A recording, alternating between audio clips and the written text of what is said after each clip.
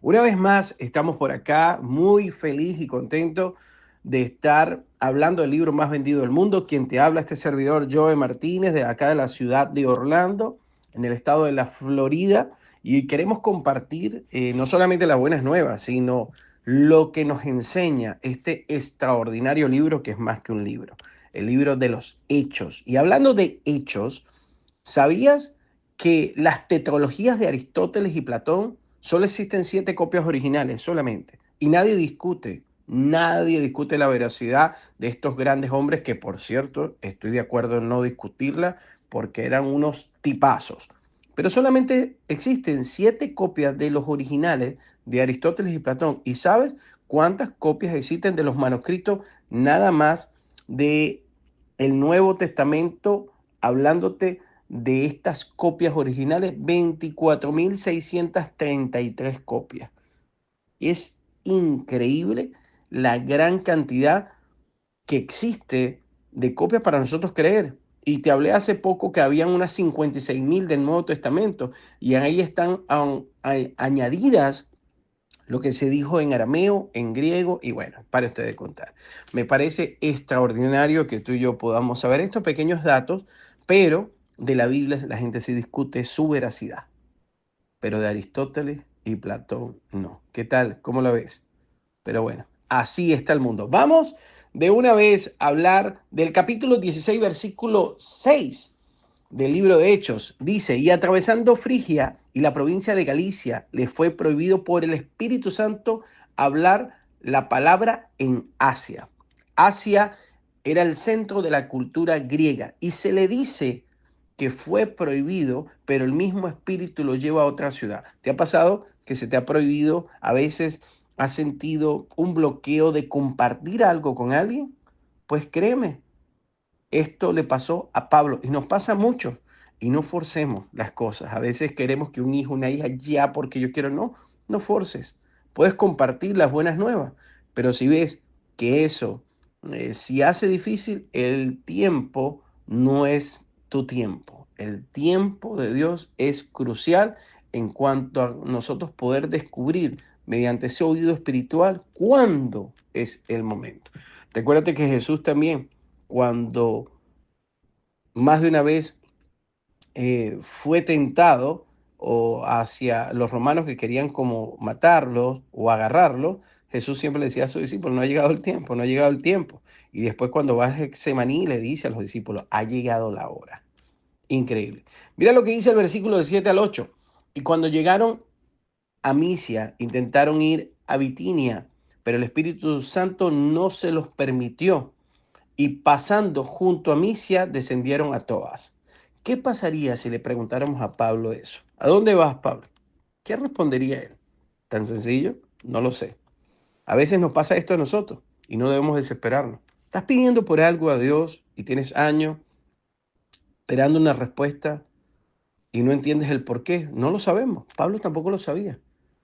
¿Por qué, si estos hombres que eran hombres de oración, hombres que eran instrumentos de Dios, llegaba un momento en su vida donde no todos lo sabían? ¿Por qué nosotros nos desesperamos? Sin embargo, mira lo que dice el versículo 9 del capítulo 16. Y se le mostró a Pablo una visión de noche. Un varón macedonio estaba en pie y rogándole y diciendo: pasa a Macedonia a ayudarnos. Pablo fue dirigido hacia Europa primero y no a Asia, aunque él quería ir a Asia. Entonces, así como el Espíritu Santo respondió, igual te responderá a ti. No lo olvides, solamente ten paciencia. Dios es un Dios que le encanta trabajar lento y nosotros queremos todo rápido. El versículo del 10 al 12 dice: cuando vio la visión, enseguida procuramos partir para Macedonia, dando por cierto que Dios nos llamaba para que les anunciásemos el Evangelio. Zarpando pues de Troa, vinimos con rumbo directo a Samotracia y el día siguiente a Neápolis y de allí a Filipos, que es la primera ciudad de la provincia de Macedonia y una colonia. Estuvimos en aquella ciudad algunos días. Fue un centro estratégico la iglesia de Filipo. ¿Te recuerdas de los filipenses? muy importante. Versículo 13. Y un día de reposo salimos fuera de la puerta junto al río donde solía hacerse la oración y sentándonos hablamos a las mujeres que se habían reunido. Nos preguntamos si ese culto de oración no tuvo algo que ver con la llegada de Pablo a Europa, ¿no te parece? Versículo 14. Entonces una mujer llamada Lidia, vendedora de púrpura de la ciudad de Tiatira, que adoraba a Dios, estaba oyendo. Y el Señor abrió el corazón de ella para que estuviese atenta a lo que Pablo decía. Esta mujer adoraba a Dios, una tal Lidia, pero tenía muy poco conocimiento de la palabra de Dios. Y por eso dice la Biblia que el Señor abrió su corazón, el corazón de ella. Esta mujer que se llamaba Lidia. ¿Te ha pasado? Hay una inconformidad, hay algo en ti, hay una incomodidad. Y cuando vas a una iglesia, no solamente la adoración te toca, sino que recibes una revelación de la palabra de Dios, que tú sabes que eso es directamente para ti. Dios también abre tu corazón y el mío. El versículo 15. Y cuando fue bautizada y su familia nos rogó diciendo, y si habéis juzgado que yo sea fiel al Señor, entra en mi casa y posá, y nos obligó a quedarnos. No sabemos nada del esposo de Lidia. Quizá era una mujer de carácter dominante. Créeme que así como hoy en día abundan, también en aquel tiempo. Y tú dices, ¿y dónde dice eso que usted está agregando? Bueno, por cosas que ahorita vas a darte cuenta. Sin embargo, toda su familia dice que se convirtió a Cristo mediante el testimonio de ella. O sea, ella es la primera que llega y su familia luego llega. Mayormente Dios trabaja así con los líderes de cada familia. Dice el versículo 16, aconteció que mientras íbamos a la oración nos salió al encuentro una muchacha que tenía un espíritu de adivinación, la cual daba gran ganancia a sus amos adivinando. Esta mujer era una endemoniada totalmente. El versículo 17 al 19 dice, está siguiendo a Pablo y a nosotros daba voces. Esta, perdón, siguiendo a Pablo y a nosotros daba voces, diciendo, estos hombres son siervos del Dios Altísimo, quienes os anuncian el camino de salvación. Y esto lo hacía por muchos días, mas desagradando a Pablo, este se volvió y dijo al Espíritu, te mando en el nombre de Jesucristo que salgas de ella. Y salió en aquella misma hora. Pero viendo sus amos que había salido la esperanza de sus ganancias, prendieron a Pablo y a Silas y los trajeron al foro ante las autoridades. Pablo echó fuera el demonio, pero no le gustó a la gente que percibía dinero a través de esta mujer. Así que hicieron esto. Dice el versículo 20 al 24. Y presentándolos a los magistrados dijeron, estos hombres siendo judíos alborotan nuestra ciudad y enseñan costumbre que no es lícito recibir ni hacer, pues somos romanos. Dice el versículo 22 al 24. Y se agolpó el pueblo contra ellos y los magistrados, rasgándole las ropas, ordenaron azotarles con vara. Después de haberles azotado mucho, los echaron en la cárcel, mandando al carcelero que los guardase con seguridad, el cual, recibido este mandato, los metió en el calabozo de más adentro y les aseguró los pies en el cepo, azotado y sus espaldas laceradas. ¿Te imaginas? Algo bien fuerte. Dice el versículo 25, pero a medianoche, orando Pablo y Silas, cantaban himnos a Dios y los presos los oían. Cantaban himnos. Después de estar preso y golpeado, cantar, increíble. El versículo 26 al 27. Entonces sobrevino de repente un gran terremoto, de tal manera que los cimientos de la cárcel se sacudían y al instante se abrieron todas las puertas y las cadenas de todos se soltaron.